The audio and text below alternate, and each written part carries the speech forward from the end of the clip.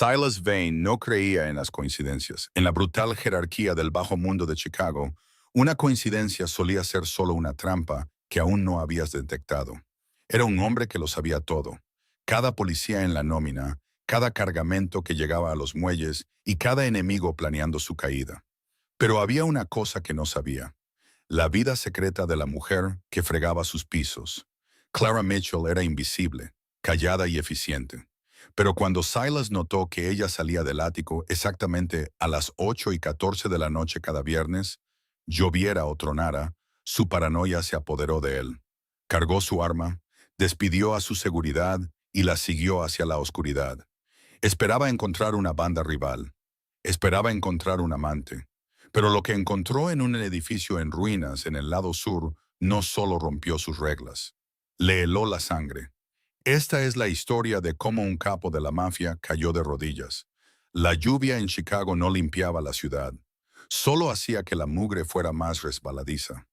Silas Vane estaba de pie ante los ventanales de piso a techo de su ático en el piso 45.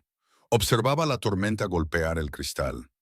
A los 34 años, Silas era el jefe más joven del sindicato criminal Vaughn en la historia. Tenía el tipo de rostro que detenía las conversaciones: mandíbula afilada, ojos del color del pedernal y una cicatriz que atravesaba su ceja izquierda. Esa marca servía como un recordatorio permanente del intento de golpe que había aplastado hace 3 años. Tomó un sorbo de Macallan 18, el líquido ámbar quemando agradablemente en su garganta. Pero sus ojos no estaban en la ciudad de abajo. Estaban reflejados en el cristal, observando la habitación detrás de él. Clara Mitchell estaba desempolvando las estanterías. Había estado trabajando para él durante 6 meses. Tenía 26 años, aunque sus ojos parecían mayores. Llevaba el uniforme estándar, vestido negro y delantal blanco, pero lo llevaba como una armadura. Solo hablaba cuando se le hablaba, se movía como un fantasma y nunca hacía contacto visual por más de un segundo. «Te perdiste una mancha», dijo Silas con voz baja, sin darse la vuelta. Vio cómo ella se estremecía en el reflejo. Fue minúsculo, un pequeño endurecimiento de sus hombros, pero Silas lo veía todo. «Mis disculpas, señor Vane», dijo Clara. Su voz era suave, texturizada con una fatiga que intentaba ocultar con fuerza. Regresó al estante, limpiando el lomo de una primera edición de Maquiavelo. Silas se giró entonces, apoyándose contra el cristal. La estudió. La mayoría de las mujeres en su órbita eran ruidosas. Ruidosas en su belleza, ruidosas en sus demandas, ruidosas en su miedo. Clara era un vacío, su cabello castaño estaba recogido en un moño severo, sin maquillaje, sin joyas. «Es viernes, Clara», notó Silas revisando su reloj Patek Philippe de platino. 8:10 de la noche. «Sí, señor, terminaré en 4 minutos». «Siempre terminas en 4 minutos», dijo él, acercándose. El aire en la habitación cambió, volviéndose más pesado con su proximidad.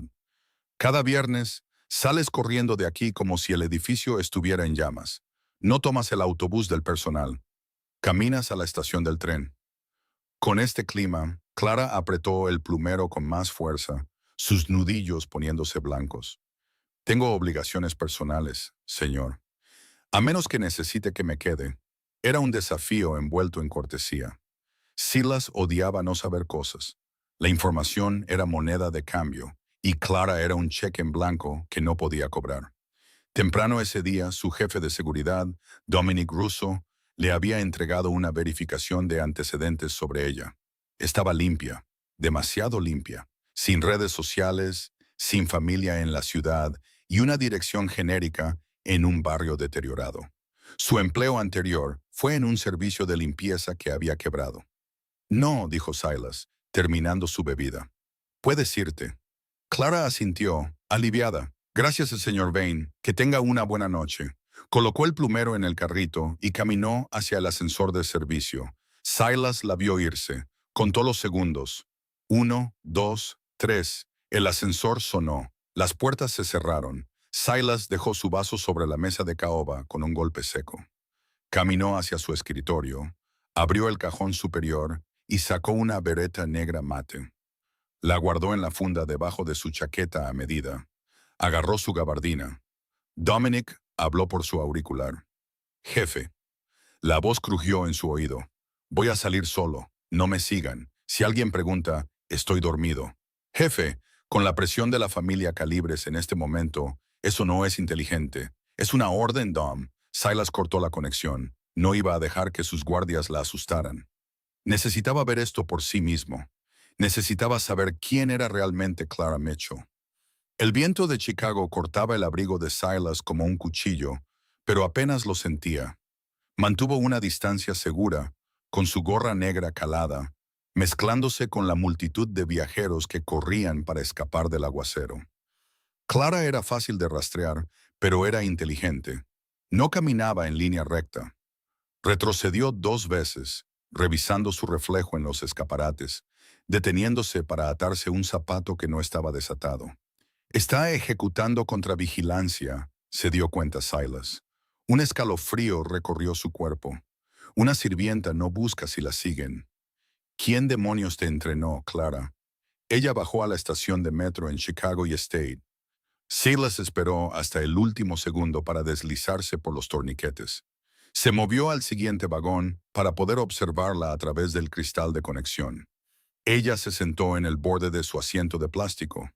Sus manos estaban apretadas fuertemente sobre una bolsa de lona desgastada que había recuperado de su casillero. No estaba mirando su teléfono. Estaba mirando sus manos, sus labios moviéndose ligeramente. ¿Estaba rezando o ensayando? El tren traqueteó hacia el sur, pasando los relucientes rascacielos y entrando en el paisaje marcado del lado sur. La multitud se dispersó. Para cuando el tren chirrió hasta detenerse en la calle 35, solo quedaban unos pocos rezagados. Clara bajó. Silas la siguió. El vecindario era una cuadrícula de pavimento agrietado y farolas parpadeantes.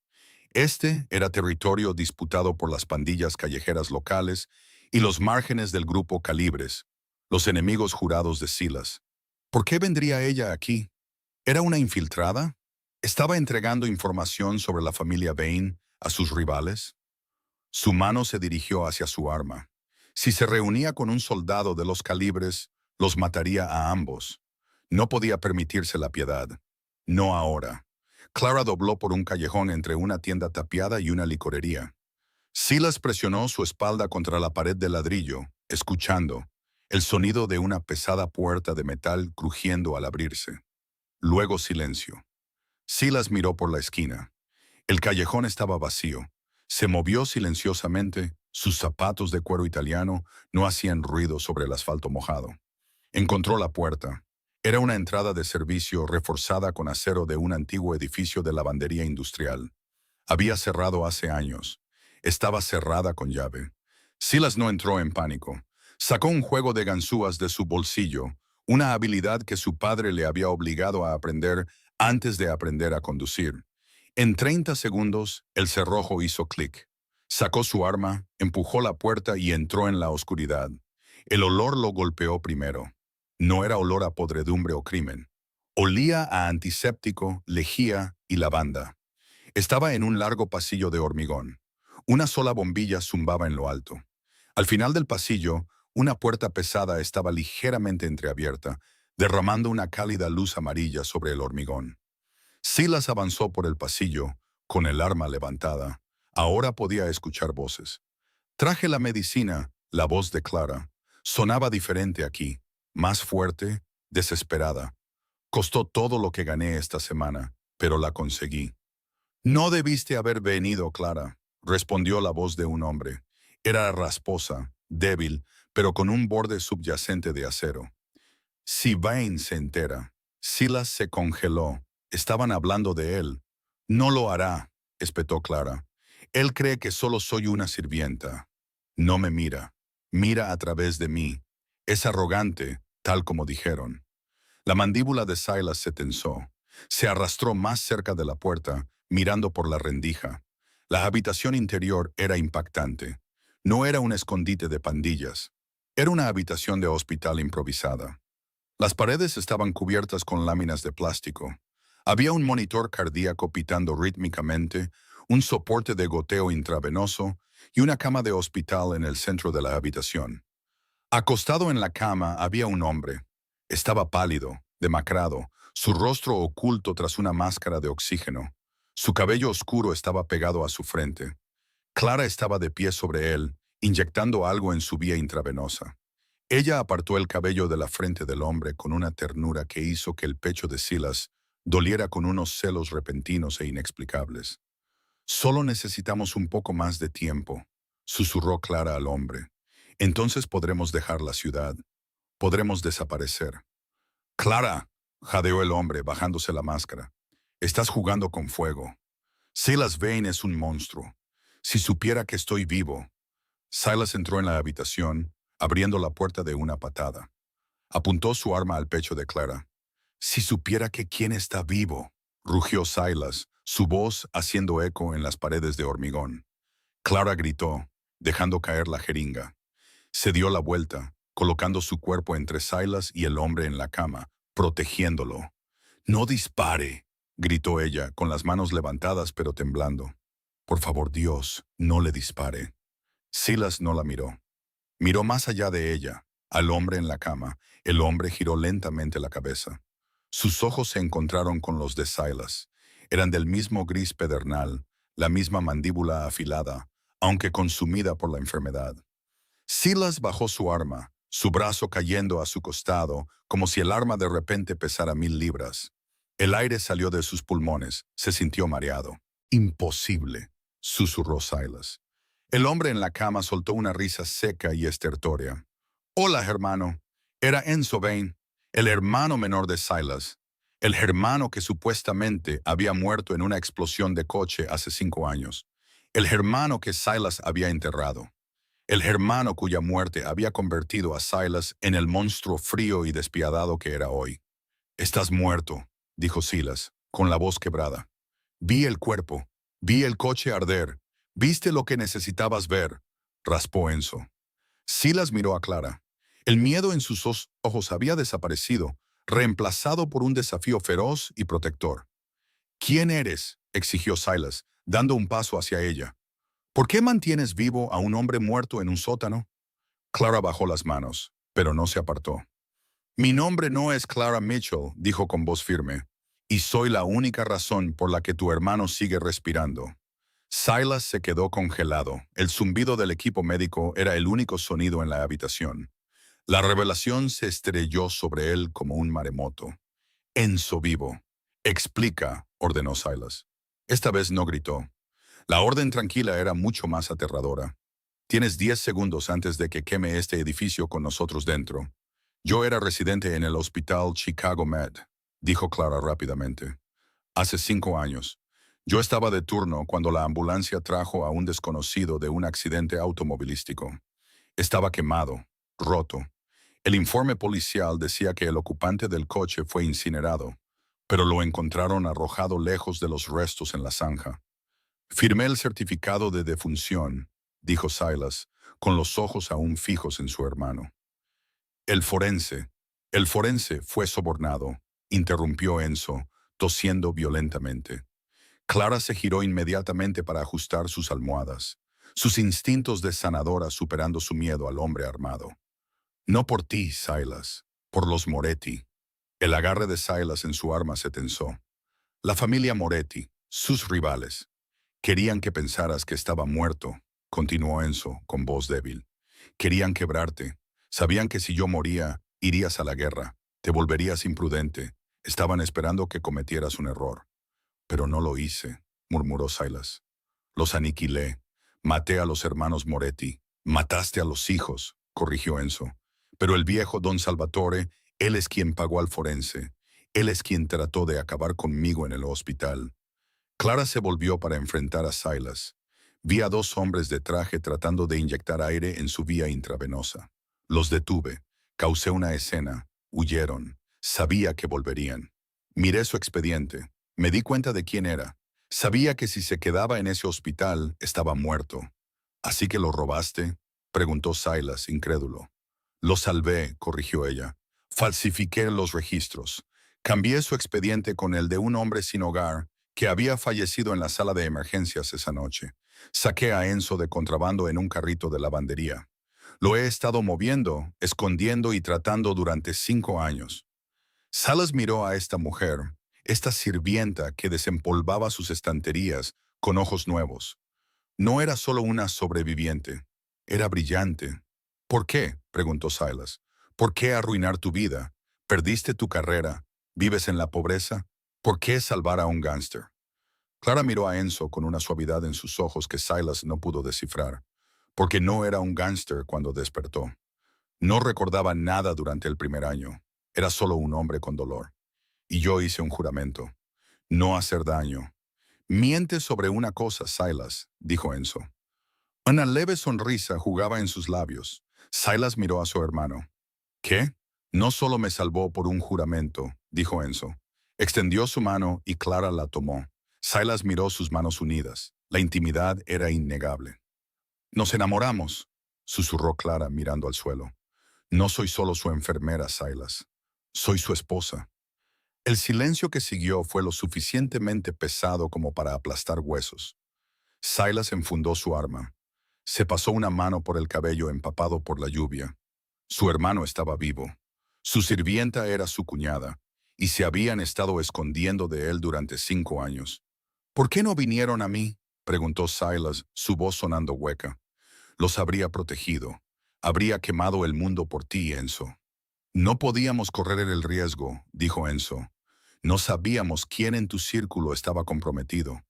El golpe contra mí vino desde adentro, Silas. Alguien en la familia Vane me vendió a los Moretti. Los ojos de Silas se entrecerraron. ¿Quién? No lo sé, dijo Enzo. Por eso nos quedamos muertos, hasta que pudiéramos estar seguros. ¿Y estás seguro ahora?, preguntó Silas. No, dijo Clara, pero se nos acaba el tiempo. Sus riñones están fallando. La medicación que puedo comprar en el mercado negro ya no funciona. Necesita un trasplante. Necesita un hospital real. Por eso acepté el trabajo en tu ático. Necesitaba acercarme a ti. Necesitaba ver si seguías siendo el hermano que él recordaba o si te habías convertido en el monstruo que dicen los periódicos. Silas se acercó a ella, elevándose sobre su pequeña figura. ¿Cuál es su diagnóstico, doctora? Clara lo miró, con la barbilla temblando, pero la mirada firme. Eres un monstruo, Silas, pero eres un monstruo que ama a su familia. De repente, la pesada puerta de acero al final del pasillo, la que Silas había forzado, explotó hacia adentro con un estruendo ensordecedor. El humo llenó el pasillo. Gritos resonaron. Botas pesadas pisaron el hormigón. «¡Despejen la habitación! ¡Tómenlos vivos!». Silas se dio la vuelta, sacando su arma de nuevo.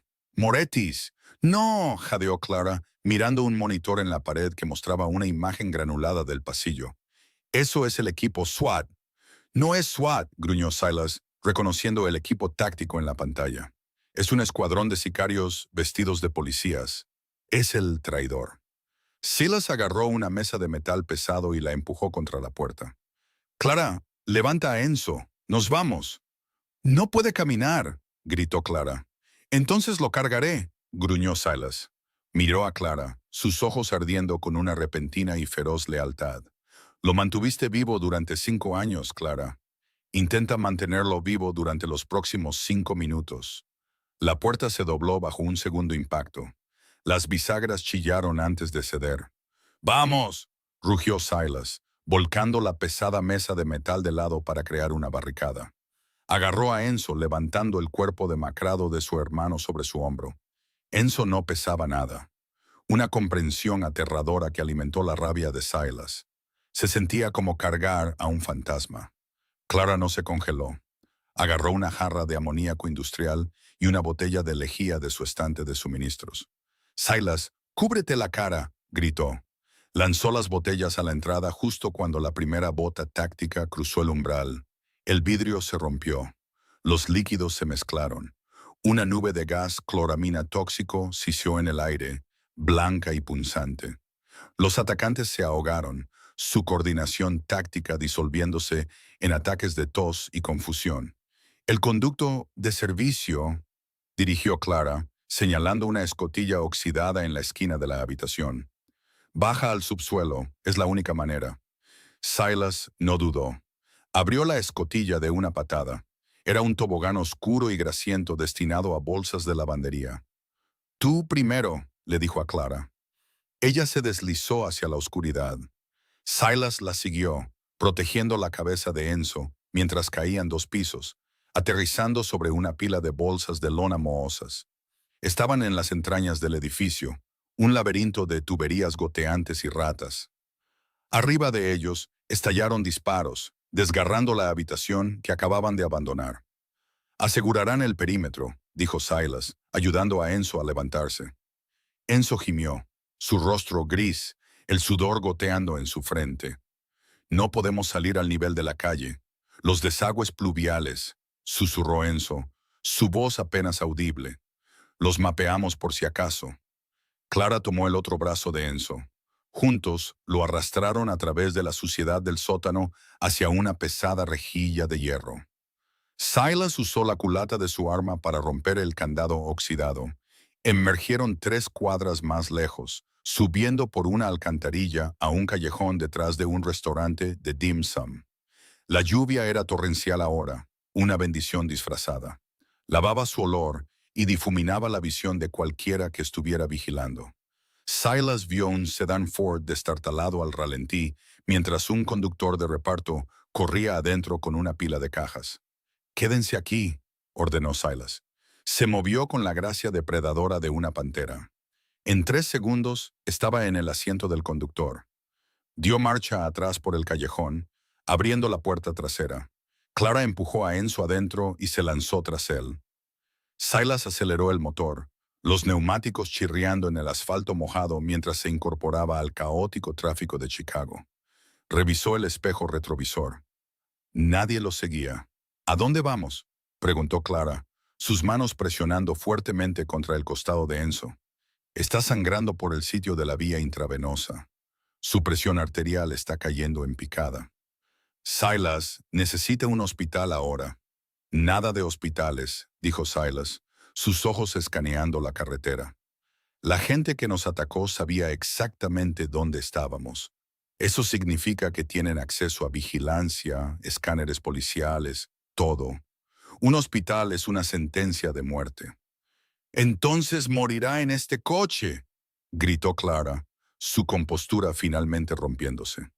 «No», dijo Silas, su voz fría y dura. «Conozco un lugar. No es un hospital, pero es seguro». Sacó su teléfono desechable, un dispositivo del que solo 2 personas tenían el número. Marcó. «Preparen la suite quirúrgica», dijo Silas al teléfono, «y traigan al veterinario. Traigo a un perro callejero». El refugio era una clínica veterinaria en Cícero, propiedad del doctor Abernathy, un hombre que había perdido su licencia médica hace 20 años por deudas de juego y ahora arreglaba agujeros de bala tanto en Dobermans como en soldados de la mafia. El olor a antiséptico y perro mojado flotaba en el aire. En la mesa de acero inoxidable, generalmente reservada para grandes daneses, Enzo Bain luchaba por su vida. Clara se estaba lavando, ladrando órdenes al doctor Abernathy. «Necesito paquetes de sangre O negativo, epinefrina y una máquina de diálisis». «¿Tiene una máquina de diálisis?» «Tengo una unidad de filtración renal para caballos», tartamudeó Abernathy, mirando a Silas con miedo. «Es similar. Conéctela», ordenó Clara. «Ahora». Silas se paró en la esquina, fuera del camino. Observó a Clara trabajar. Era magnífica. La tímida sirvienta, que se estremecía cuando él hablaba, había desaparecido. En su lugar había una cirujana de competencia aterradora. Cortaba, cosía, comandaba. Estaba salvando la vida de su hermano por segunda vez. Silas salió a la sala de espera. La lluvia golpeaba contra las ventanas. Necesitaba pensar. ¿Cómo encontraron el edificio de lavandería? Clara había sido cuidadosa. Silas había sido cuidadoso. La única forma en que ese escuadrón de sicarios conocía la ubicación era si habían rastreado a Silas. Pero Silas había revisado su coche, había revisado su ropa. Metió la mano en su bolsillo y sacó su teléfono. Lo miró fijamente. Luego sacó su llavero, el del ascensor del ático. Rompió la carcasa de plástico con su cuchillo. Allí, anidado dentro de los circuitos, había un micro rastreador, del tamaño de un grano de arroz. Silas no explotó, no lo tiró. Se quedó mortalmente callado. Solo 3 personas tenían acceso a sus llaves de repuesto. 3 personas en su círculo íntimo. Dominic Russo, su jefe de seguridad. Arthur Sterling, el abogado de la familia y consigliere. Julian Cross, su teniente principal, el hombre del dinero. Uno de ellos era el traidor. Uno de ellos había vendido a Enzo a los Moretti hace 5 años, y uno de ellos había intentado terminar el trabajo esta noche. Silas necesitaba saber quién, y necesitaba saberlo esta noche. Levantó el teléfono fijo de la clínica. Iba a ejecutar una trampa de canario. Era un viejo truco de inteligencia. Decir diferentes mentiras a diferentes sospechosos y ver qué mentira vuelve para morderte. Llamada 1. Dominic Russo. Dom, dijo Silas, fingiendo pánico. Estoy en problemas. Encontré a Enzo. Está vivo. Fuimos emboscados. Jefe, ¿dónde estás? Traeré a los muchachos. Nos escondemos en el viejo Hotel Ivy en la calle Cuarta. Habitación 302. Ven solo. Llamada 2. Julian Cross. Julian, escucha con atención. La familia está bajo ataque. Tengo a Enzo. Estamos en el astillero. Contenedor 44. Necesito efectivo y un barco. Enzo. Jesús. Silas. Mantente firme. Voy en camino. Llamada 3. Arthur Sterling. Arthur. Es grave. Nos encontraron. Estoy con Enzo en la torre del reloj abandonada en Wicker Park. Necesito que organices una extracción en helicóptero. Dios mío, Silas. ¿Estás a salvo? Haré la llamada inmediatamente. Silas colgó. Se sentó en la oscura sala de espera, su arma descansando sobre su rodilla. Revisó su reloj. Pasaron 20 minutos. El doctor Abernathy asomó la cabeza. Está estable. Ella lo logró. Está en coma, pero está estable. Silas asintió, soltando un aliento que sentía haber estado conteniendo durante 5 años. Bien, no dejes entrar a nadie. Silas encendió una radio de escáner policial que encontró en el escritorio, sintonizándola en la frecuencia encriptada que usaban los escuadrones de sicarios. La frecuencia que había memorizado hace años. Estática, luego una voz. Ubicación del objetivo confirmada. Todas las unidades converjan en Wicker Park. La torre del reloj, sin testigos. Silas cerró los ojos. Una sola lágrima, de pura y absoluta traición, se escapó. Arthur. Arthur Sterling. El hombre que lo había criado después de que su padre muriera. El hombre que le había enseñado a atarse una corbata, a negociar una tregua, a ser un rey. El hombre que estuvo a su lado en el funeral vacío de Enzo y sostuvo el paraguas mientras Silas lloraba. Era Arthur. Silas se puso de pie. La tristeza se evaporó, reemplazada por una fría furia ártica. Caminó de regreso a la sala de operaciones. Clara se estaba limpiando la sangre de las manos, luciendo exhausta. Miró a Silas. Vivirá, dijo suavemente. Pero necesita un hospital real dentro de 24 horas. Lo tendrá, dijo Silas. Pero primero, tengo que sacar la basura. ¿A dónde vas?, preguntó Clara, el miedo regresando a sus ojos. A una reunión, dijo Silas, revisando el cargador de su bereta. Arthur Sterling viene por mí. Voy a asegurarme de que me encuentre. No puedes ir solo, dijo Clara. No estoy solo, dijo Silas con voz sombría. Traigo a la única persona en la que puedo confiar. Sacó su teléfono y marcó a Dominic. Dom, cambio de planes. El Hotel Ivy fue una prueba. Pasaste. Encuéntrame en la torre del reloj. Trae la artillería pesada. Vamos a matar al creador de reyes. La torre del reloj de Wicker Park era un gigante moribundo. Un esqueleto de ladrillo victoriano y hierro oxidado que se elevaba 6 pisos hacia el tormentoso cielo de Chicago. Alguna vez había sido el latido del distrito, sus enormes engranajes de latón marcando el tiempo para miles de trabajadores de fábricas. Ahora estaba programada para demolición, una carcasa hueca donde solo residían palomas y fantasmas. La tormenta afuera se acercaba a fuerza de huracán. La lluvia azotaba contra la cara abierta de la torre.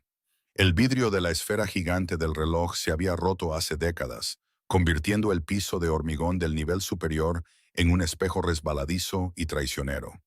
Los truenos sacudían las vigas de acero expuestas, el sonido vibrando en la médula de cualquiera, lo suficientemente tonto como para estar allí arriba. Silas Vane estaba sentado en el centro de este caos. Había arrastrado una solitaria silla de hierro oxidado al medio de la habitación, frente a la escalera de caracol que era el único punto de entrada. Llevaba su gabardina negra, ahora empapada, con el cuello levantado contra el viento cortante. No se escondía en las sombras, no se cubría detrás de los pilares. Estaba sentado abiertamente, con las manos descansando sobre sus rodillas, su postura relajada, casi meditativa. Para un extraño parecía un hombre resignado a su destino, pero Silas no estaba resignado. Estaba calibrando. Cerró los ojos escuchando el ritmo de la tormenta. Debajo del viento aullante, lo escuchó. El pesado sonido metálico de la puerta de servicio 4 pisos más abajo. Luego el pisotón decidido de botas tácticas en escaleras de metal. Clang, clang, clang, venían. Silas no buscó la bereta enfundada bajo su brazo. No revisó el cuchillo en su bota. Simplemente esperó. Su mente regresó a un recuerdo de hace 20 años. Tenía 14 años, de pie ante la tumba de su padre. Estaba lloviendo entonces también. Arthur Sterling había sostenido el paraguas sobre él. Arthur le había puesto una mano en el hombro y le había dicho, «El mundo intentará comerte vivo, Silas. Mi trabajo es asegurarme de que tengas dientes más afilados que el mundo». Silas abrió los ojos. Los dientes que Arthur había afilado estaban a punto de morder la mano que los alimentaba. Los pasos llegaron al último rellano. Arthur Sterling emergió primero del hueco de la escalera. Incluso aquí, en una ruina abandonada, goteando mugre, el hombre lucía inmaculado.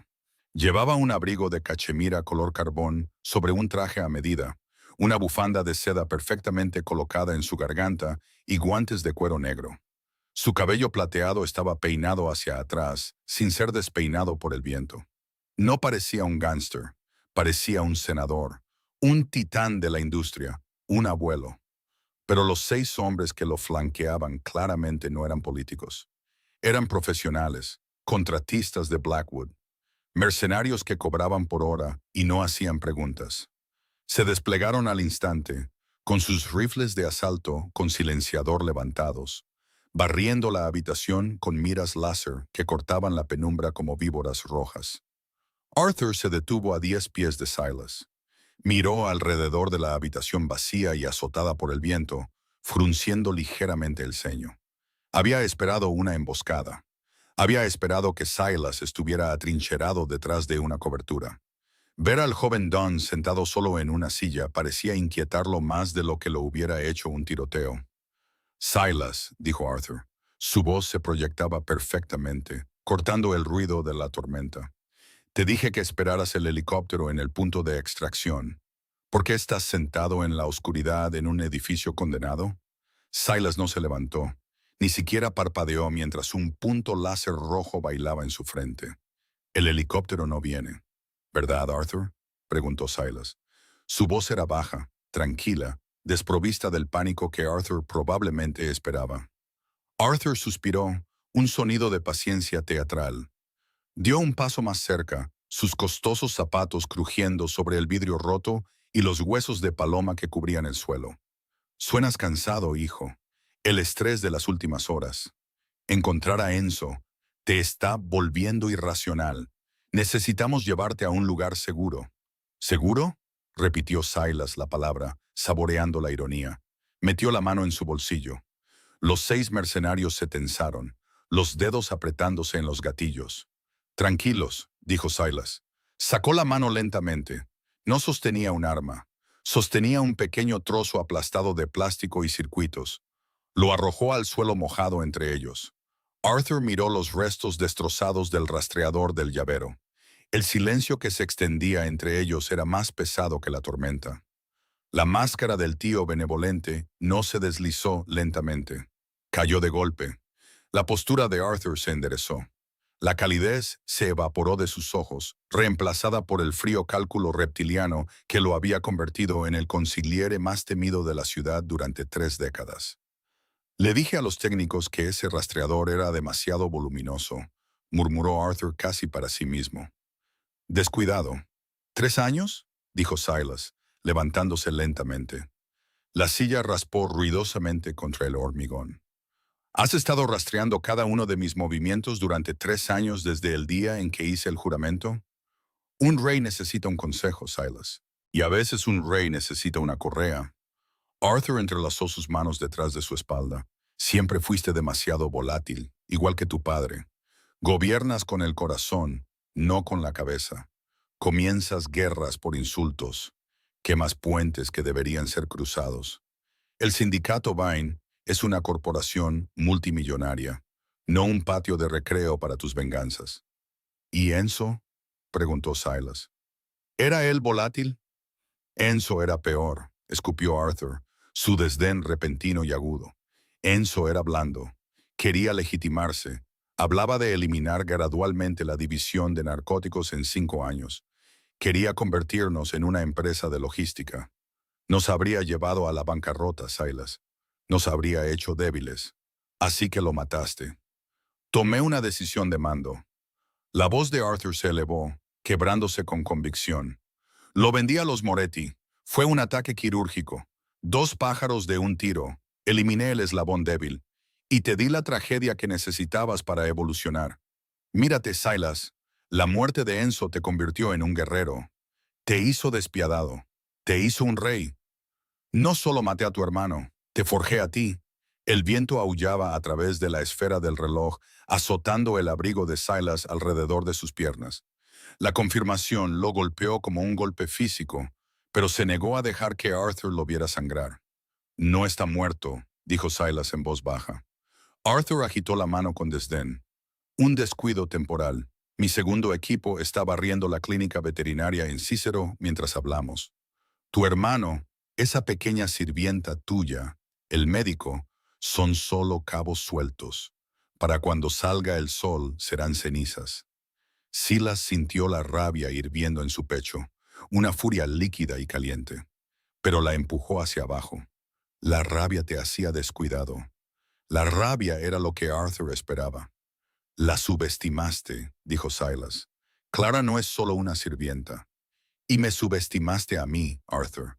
¿Crees que soy solo un matón con un arma? Olvidaste que fui criado por el hombre que me enseñó a nunca entrar en una habitación a menos que supiera cómo salir. Arthur se rió entre dientes, sacudiendo la cabeza. Te enseñé todo lo que sabes, Silas, pero no te enseñé todo lo que yo sé. Hizo un gesto a los 6 hombres que lo rodeaban. Estos son operativos de Blackwood, ex fuerzas especiales. No les importa tu reputación. No les importa el honor. Les importa la transferencia bancaria que les envié hace una hora. Arthur revisó su reloj, un Rolex de oro que probablemente costaba más que el edificio en el que estaban parados. Lo siento, Silas. De verdad, te amaba como a un hijo, pero te has convertido en un pasivo. Y en este negocio, los pasivos se liquidan. Arthur retrocedió, girando la cara como si no pudiera soportar mirar, aunque Silas sabía que era solo para proteger su abrigo de las salpicaduras. «Mátalo», ordenó Arthur. «Hazlo limpio». Los 6 mercenarios levantaron sus rifles al unísono. Los cañones apuntaron al pecho de Silas. Silas no se movió. Miró directamente al mercenario líder, un hombre imponente con una cicatriz que le bajaba por el cuello. Silas asintió una vez. Clic. El sonido de 6 seguros desactivándose resonó en la habitación, pero no se dispararon tiros. Arthur frunció el ceño. Esperó un segundo. 2 segundos.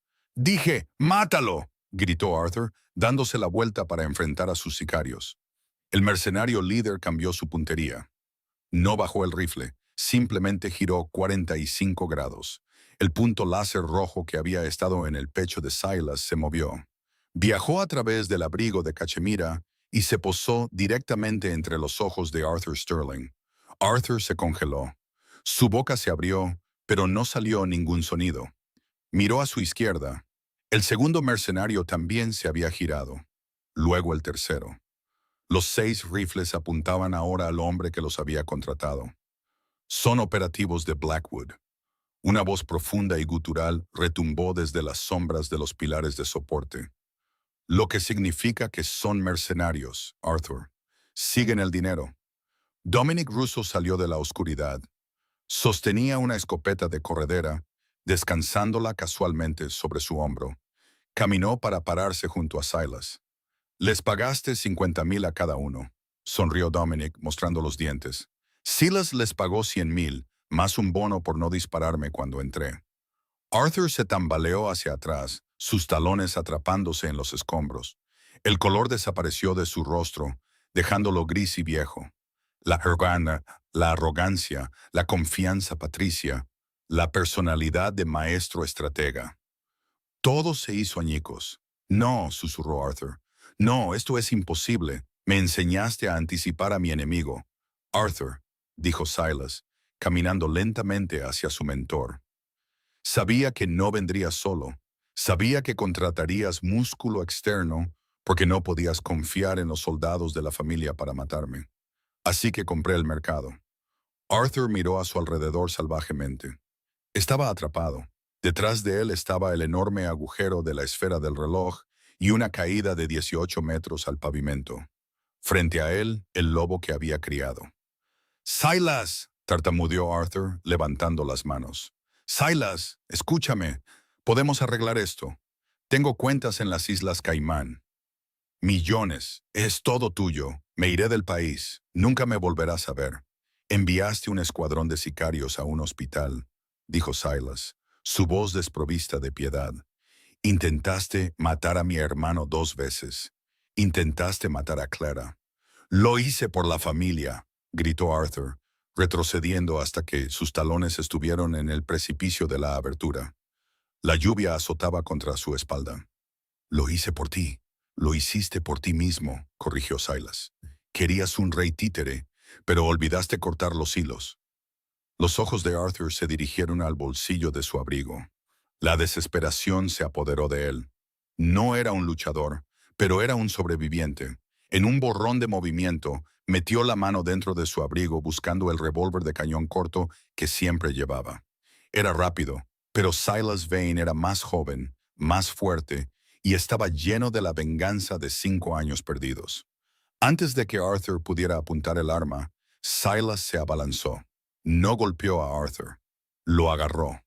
La mano de Silas se cerró alrededor de la muñeca de Arthur, apretando con la fuerza de una prensa hidráulica. Crack, el sonido del hueso rompiéndose fue asquerosamente fuerte. Arthur chilló, el arma cayendo al suelo. Silas agarró a Arthur por las solapas de su abrigo de cachemira y lo empujó hacia atrás. Los pies de Arthur resbalaron en el hormigón mojado. Se fue por el borde, agitándose, pero Silas lo sostuvo. Silas lo mantuvo colgando sobre el abismo, suspendido a 18 metros sobre el callejón oscuro y lluvioso. Arthur arañó las manos de Silas, sus piernas pateando el aire vacío. Miró hacia arriba, con los ojos muy abiertos por el terror, mirando el rostro del niño que había convertido en un monstruo. «Silas, por favor», suplicó Arthur, las lágrimas mezclándose con la lluvia en su rostro. «Soy tu padre. En todo lo que importa, soy tu padre». Silas se inclinó sobre el borde, mirando hacia la oscuridad, luego de vuelta a los ojos de Arthur. «Mi padre está muerto», susurró Silas, «y tú eres quien mató a sus hijos». «Espera, no». Silas lo soltó. No lo vio caer. No necesitaba ver el final. Dio la espalda a la abertura y se alejó. Un segundo después, hubo un golpe sordo y húmedo en el callejón de abajo. Luego silencio. Solo quedaba el viento. Silas se quedó allí un momento, ajustándose los puños. Sintió una extraña ligereza en su pecho. El fantasma de Arthur Sterling, la voz en su cabeza que había criticado cada uno de sus movimientos durante una década, finalmente estaba en silencio. «Dom», dijo Silas. Su voz era firme. «Sí, jefe. Llama a Julian. Asegúrate de que la clínica esté segura». Silas caminó hacia las escaleras, pasando por encima del rastreador que había aplastado antes. «Voy a buscar a mi hermano. 3 meses después, la extensa fachada de vidrio del Hospital Memorial Vane reflejaba el sol de la mañana, quemando la niebla gris que generalmente se aferraba al horizonte de Chicago. Para el público, el ala este estaba cerrada por eliminación de asbesto y renovaciones estructurales. En realidad, era el lugar más fortificado del estado de Illinois. El pasillo en el cuarto piso estaba en silencio, salvo por la respiración rítmica y pesada de los dos guardias armados parados afuera de la habitación 4002. No parpadearon cuando el ascensor sonó. Simplemente asintieron cuando Silas Vine salió. Silas lucía diferente. La oscuridad que se había aferrado a él como una segunda piel durante los últimos 5 años había cambiado. No se había ido. Silas era un hombre hecho de sombras, y siempre lo sería. Pero el borde dentado y desesperado se había suavizado. Llevaba un traje azul marino hecho a la perfección, pero su corbata estaba aflojada y sostenía un vaso de papel con café negro en lugar de un arma. Empujó la puerta de la habitación 4002. La habitación olía a antiséptico, lirios caros y café expreso fresco. Era menos una habitación de hospital y más una suite de hotel de 5 estrellas, completa con muebles de caoba y una vista al lago. Silas se sentó en el sillón de cuero en la esquina, desplegando una copia del Chicago Tribune. No necesitaba leerlo. Sabía lo que decía, pero disfrutaba viendo el titular impreso. El prominente abogado Arthur Sterling, encontrado muerto en una trágica caída durante exploración urbana. El artículo continuaba describiendo los pasatiempos excéntricos de Sterling y cómo la policía había dictaminado su muerte como un accidente en la condenada torre del reloj de Wicker Park. Había citas del alcalde elogiando la filantropía de Sterling. No había citas sobre los mercenarios, los dispositivos de rastreo o la muñeca rota. Pero, ¿sabes? Una voz raspó desde la cama, rompiendo el silencio. Podrías simplemente comprar la compañía de periódicos y hacer que impriman lo que quieras. Te ahorraría la molestia de plantar evidencia. Silas bajó el periódico, una sonrisa lenta extendiéndose por su rostro. Enzo Vane estaba sentado, apoyado contra una montaña de almohadas. Todavía estaba delgado. Los ángulos agudos de su rostro eran un testimonio persistente de sus años en la oscuridad, pero la palidez fantasmal había desaparecido. Su piel tenía color, un rubor vivo y saludable. La máquina de diálisis que había sido su compañera constante durante semanas había desaparecido. Lo estoy considerando, dijo Silas, doblando el periódico, pero disfruto el desafío de un encubrimiento. ¿Cómo te sientes? Enzo tomó un sorbo de agua, su mano firme, como si tuviera un riñón nuevo, lo cual aparentemente tengo, aunque todavía me aterra preguntar de quién fue el riñón. Fue una donación, dijo Silas diplomáticamente, de un donante muy dispuesto que de repente se encontró $2 millones más rico y fuertemente animado a retirarse a Florida. La puerta del baño privado se abrió y la doctora Clara Vane salió. Durante 6 meses, Silas la había conocido como la mujer invisible, la sirvienta con el uniforme gris que fregaba sus pisos y se estremecía ante su sombra. Verla ahora, era difícil conciliar esa imagen con la mujer parada ante él. Clara llevaba una bata de laboratorio blanca inmaculada sobre una blusa de seda. Su cabello no estaba recogido en un moño severo de sirvienta. Caía en suaves ondas alrededor de sus hombros. Sostenía un portapapeles con la autoridad de un general revisando tropas, pero eran sus ojos los que más habían cambiado. Eran brillantes, feroces y totalmente libres de miedo. Caminó pasando a Silas sin inmutarse, revisando los monitores conectados a Enzo. El horario de visitas no comienza hasta las 10, señor Vane, dijo ella, aunque una pequeña sonrisa tiraba de la comisura de sus labios. Soy el dueño del edificio, Clara, le recordó Silas, tomando un sorbo de su café. Puedo despedir a los guardias de seguridad si me detienen. Y yo soy la jefa de cirugía de este departamento, respondió ella, escribiendo algo en el expediente de Enzo. En esta habitación tengo mayor rango que tú. Si estresas a mi paciente, haré que te escolten fuera. La seguridad responde al médico, no al donante. Silas se rió entre dientes. Era un sonido profundo y oxidado que todavía se estaba acostumbrando a usar. Punto entendido, doctora. Los observó por un momento, la forma en que la mano de Clara se demoraba en el hombro de Enzo, la forma en que Enzo se inclinaba ligeramente hacia su toque. Era una intimidad forjada en fuego. Habían vivido en un sótano durante 5 años, cazando ratas y esquivando la muerte, unidos por un secreto que debería haberlos matado a ambos. Silas sintió una punzada en el pecho. No eran celos. Era una comprensión hueca y dolorosa de lo que había sacrificado para mantenerlos a salvo. Necesitamos hablar, dijo Enzo. Su tono cambió. La alegría se desvaneció, reemplazada por la seriedad del hermano que Silas recordaba. Dominic estuvo aquí antes. Me contó sobre la familia Calibres. La expresión de Silas se endureció.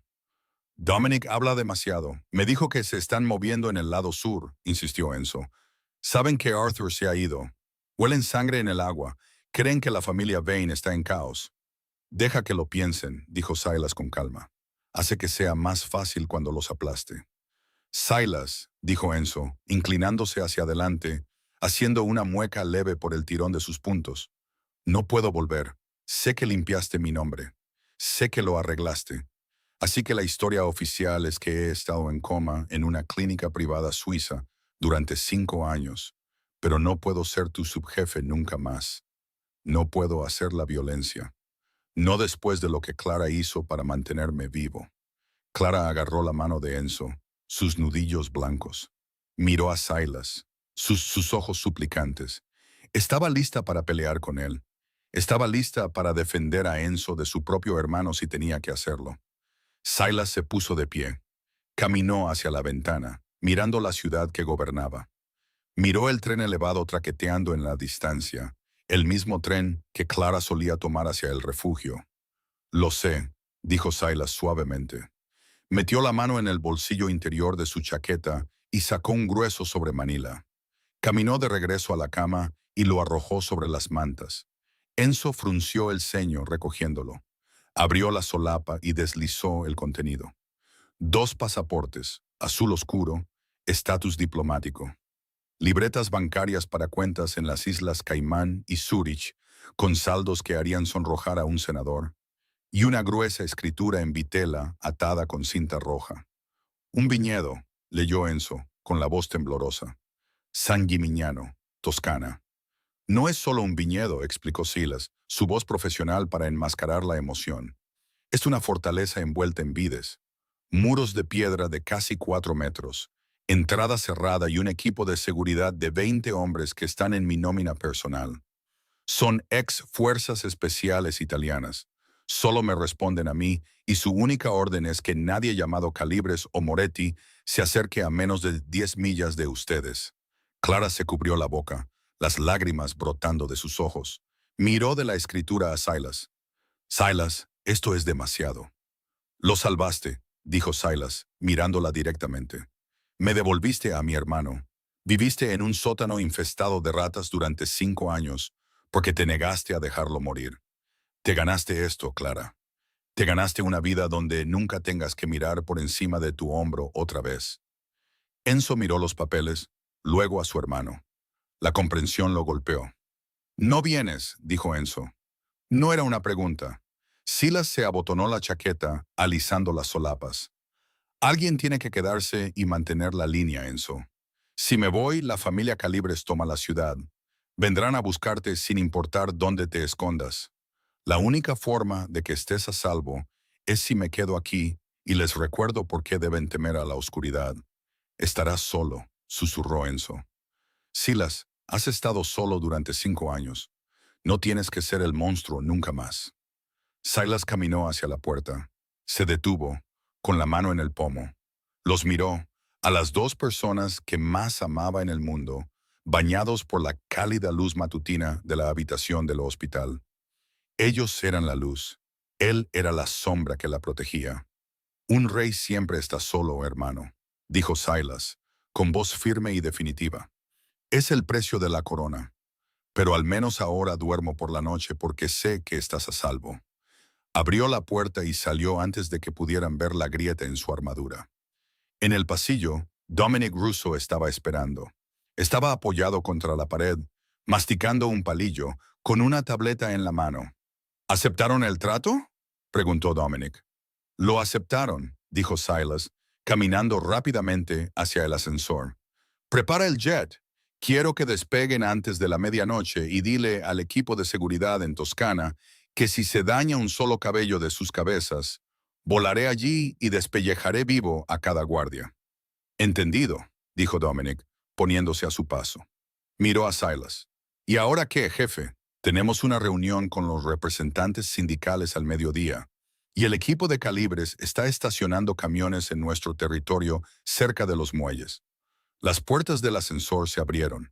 Silas entró, captando su reflejo en el acero pulido. No vio al hombre cansado y roto que había perseguido a una sirvienta bajo la lluvia. Vio al alfa, vio al rey.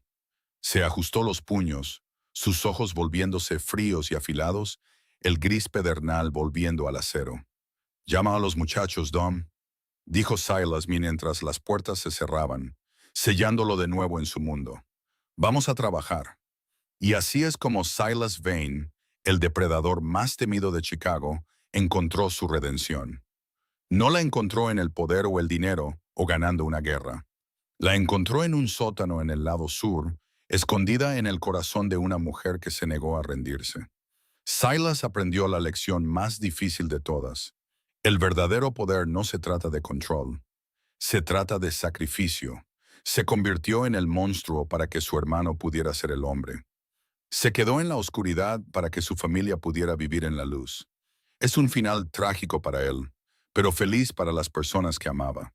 Y tal vez para un hombre como Silas Vane, eso es lo más cercano a la paz que jamás obtendrá.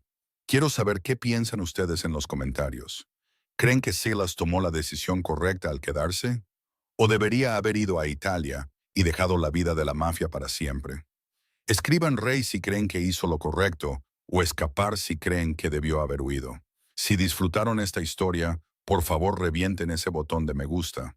Realmente ayuda a que el canal crezca y me deja saber que quieren más romances de mafia. No olviden suscribirse y tocar el icono de la campana para que nunca se pierdan el próximo giro. Gracias por ver y nos vemos en el próximo video.